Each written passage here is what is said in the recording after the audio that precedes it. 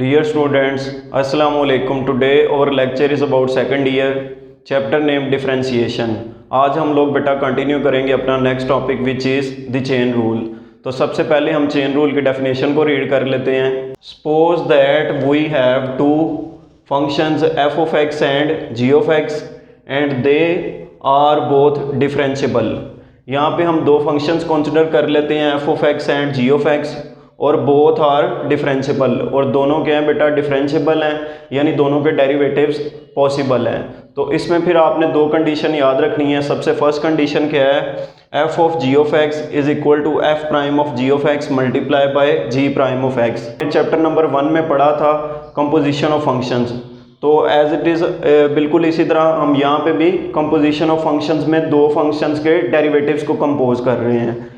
f of g of x का मतलब है कंपोजिशन ऑफ फंक्शंस और प्राइम का मतलब है हम इनके डेरिवेटिव्स फाइंड करने लगे हैं। राइट हैंड साइड में f prime into g of x, यानी पहले हम f फंक्शंस का डेरिवेटिव फाइंड करेंगे और फिर उसको कंपोज करेंगे g ऑफ x में और multiply by g prime of x, g function का डेरिवेटिव।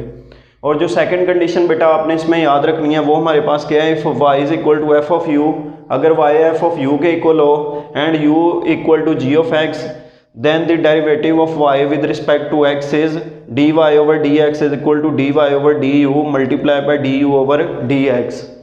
अब बेसिकली हम यहाँ पे क्या करने लगे हैं, हमने जो फंक्शन की डेफिनेशन पढ़ी थी वो थी y is equal to f of x, लेकिन हम यहाँ पे x की जगह पे कौन सा वेरिएबल ले रहे हैं, u। वो इसलिए ले रहे हैं ताकि हम इन दोनों के जो दोनों फंक्शंस हैं f ऑफ x और g ऑफ x, इन दोनों के डेरिवेटिव्स को भी कंपोज कर सकें चेन रूल की फॉर्म में। तो y किसके इक्वल आ गया, देन y फिर किसके इक्वल आ गया, f ऑफ u के, और u किसके इक्वल आ गया, g ऑफ x के। आप u की जगह इसकी वैल्यू पुट करेंगे तो ये y किसके इक्वल आ जाएगा, f into g of x, तो वो क्या बन जाएगा, कंपोजिशन ऑफ फंक्शन। तो इसमें फिर हमने चेन रूल बनाया है। dy ओवर dx का मतलब है y का derivative with respect to x, और राइट हैंड साइड पे dy ओवर du का मतलब है कि y का derivative with respect to u multiply by d over dx का मतलब है u का derivative with respect to x। Again ये du और du कैंसिल हो जाएंगे तो हमारे पास क्या आ जाएगा, dy ओवर dx। तो इसमें बेसिकली हम क्या करते हैं कि दो फंक्शंस को कंपोज करते हैं एक थर्ड वेरिएबल को इंट्रोड्यूस करके, तो इसको हम बेटा कहते हैं chain rule. Derivative of inverse function के, इनवर्स फंक्शंस के डेरिवेटिव्स किस तरह फाइंड करते हैं। तो इनवर्स फंक्शन बेसिकली बेटा ये भी आपने चैप्टर नंबर 1 में रीड किया हुआ है। इनवर्स फंक्शन बेसिकली क्या है कि अगर आप कोई भी फंक्शन गिवन हो और उसकी हम डोमेन या रेंज फाइंड करें और उसी फंक्शन को फिर हम चेंज कर दें, यानी उसकी डोमेन को रेंज बना दें और रेंज को डोमेन बना दें, तो वो हमारे पास क्या आ जाता था, इनवर्स फंक्शन। तो बिल्कुल सेम उसी तरह हम यहाँ पे कहते हैं if for each x belongs to d of f, यानी हर जो है x वो बिलोंग कर रहा है फंक्शन f के डोमेन में से, देन y किसके इक्वल होगा, f ऑफ x के, and for each y belongs to d of g, और हर जो y है वो बिलोंग कर रहा है g फंक्शन के डोमेन में से, देन x किसके इक्वल होगा, g ऑफ y के। तो ये दोनों बेसिकली एक दूसरे के इन्वर्स हैं। इसमें फंक्शन f जो है उसकी डोमेन बिलोंग कर रही है x में से, और इसमें जो फंक्शन d है उसकी जो डोमेन है वो बिलोंग कर रही है सेट y में से। i.e. f and g are inverse of each other, then we have f prime of x multiply by g prime of y is equal to 1। तो जिस तरह बेटा आपने मल्टीप्लिकेटिव इनवर्स में पढ़ा था कि 2 का मल्टीप्लिकेटिव इनवर्स क्या होता है, 1 ओवर 2, 3 का 1 ओवर 3 और z का 1 ओवर z, यानी दो नंबर आपस में तब मल्टीप्लिकेटिव इनवर्स होते हैं जब दोनों को मल्टीप्लाई करने से आइडेंटिटी आए, और मल्टीप्लिकेटिव आइडेंटिटी क्या होती है, 1। सेम इसी तरह इनवर्स फंक्शंस में दो फंक्शंस के डेरिवेटिव्स को मल्टीप्लाई करने से आपके पास आंसर क्या आना चाहिए, 1। तो ये बेटा हमारे पास क्या हो गया, derivative of inverse function, derivative of parametric functions. अब पैरामीट्रिक फंक्शंस बेटा वो बेसिकली होती हैं जिसमें हम कोई थर्ड वेरिएबल इंट्रोड्यूस करवा रहे हों।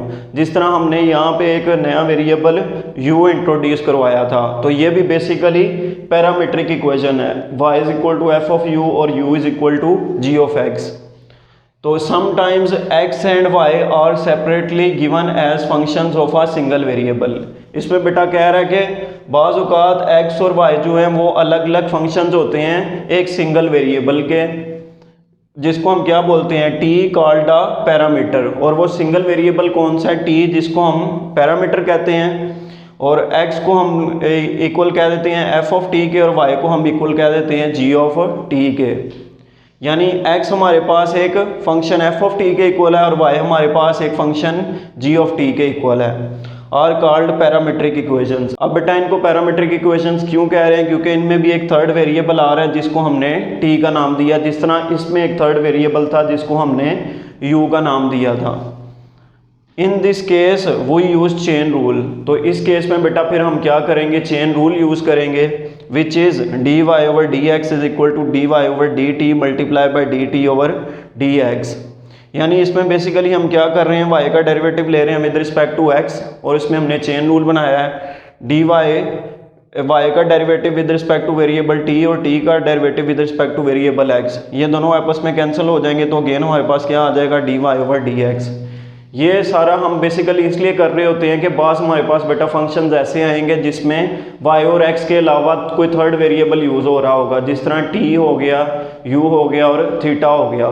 तो उनको हम डायरेक्ट जो डेफिनेशन है आपके पास डेरिवेटिव की, उसके थ्रू तो हम फाइंड नहीं कर सकते। तो इसलिए हम इसमें क्या करेंगे, फिर चेन रूल अप्लाई करेंगे। और चेन रूल बेसिकली हम फाइंड किस तरह से करते हैं, जिस तरह हमने चैप्टर नंबर 1 में कंपोजिशन ऑफ फंक्शन फाइंड किए थे, इसी तरह हम डेरिवेटिव्स को कंपोज करके डेरिवेटिव्स ऑफ फंक्शंस फाइंड करते हैं, तो जिसके थ्रू हमारे पास इजीली ये चेन रूल आ जाता है। इसके बाद हम देख लेते हैं आज का last topic which is derivative of implicit functions. Implicit functions को रीड करने से पहले बेटा हम देख लेते हैं इम्प्लिसिट और एक्सप्लिसिट फंक्शंस क्या होते हैं। इम्प्लिसिट फंक्शंस बेसिकली वो होते हैं जिसमें डिपेंडेंट और इंडिपेंडेंट वेरिएबल की फॉर्म में फंक्शन गिवन हो, और उसके बाद एक्सप्लिसिट फंक्शंस वो होते हैं जिसमें ओनली इंडिपेंडेंट वेरिएबल की फॉर्म में फंक्शन गिवन हो। तो अब हम इसकी डेफिनेशन को रीड कर लेते हैं। Sometimes the functional relation is not explicitly expressed in the form of y is equal to f of x। इसमें बेटा कह रहा है कि बाज़ दफ़ा ऐसा फंक्शन आ जाता है जो सिर्फ इंडिपेंडेंट वेरिएबल की फॉर्म में होता है, वो डिपेंडेंट या इंडिपेंडेंट दोनों की फॉर्म में नहीं होता है। But an equation involving x and y is given to find dy by dx from such an equation we use differentiate each term of the equation and we use chain rule। अब ऐसे जो functions जो सिर्फ explicitly define हो, implicitly define ना हो, यानी जिसमें सिर्फ इंडिपेंडेंट वेरिएबल आ रहा हो और डिपेंडेंट और इंडिपेंडेंट दोनों वेरिएबल ना आ रहे हों, तो फिर बेटा हम क्या यूज़ करेंगे, चेन रूल यूज़ करेंगे, ताकि उसमें डिपेंडेंट वेरिएबल भी आ जाए और इंडिपेंडेंट वेरिएबल भी आ जाए। The process of finding dy by dx in this way is called implicit differentiation। तो इस फॉर्म में हम जो फंक्शन फाइंड करते हैं, यानी जिस फंक्शन का हम डेरिवेटिव फाइंड करते हैं, उसको हम क्या बोलते हैं, इम्प्लिसिट डिफरेंशिएशन। तो आज का लेक्चर हम यहाँ पे फिनिश करते हैं। आपका कोई भी क्वेश्चन हो तो आप कमेंट सेक्शन में पूछ सकते हैं। कल हम इंशाल्लाह कंटिन्यू करेंगे एक्सरसाइज 2.4। अस्सलाम वालेकुम। सो स्टूडेंट्स, अगर आप लोगों को आज की वीडियो अच्छी लगी है तो इस वीडियो को लाइक करें और हमारे चैनल को सब्सक्राइब करें और बेल आइकॉन को प्रेस करना मत भूलें। और कोई भी आपका अगर क्वेश्चन है तो वो आप कमेंट सेक्शन में पूछ सकते हैं। अस्सलाम वालेकुम।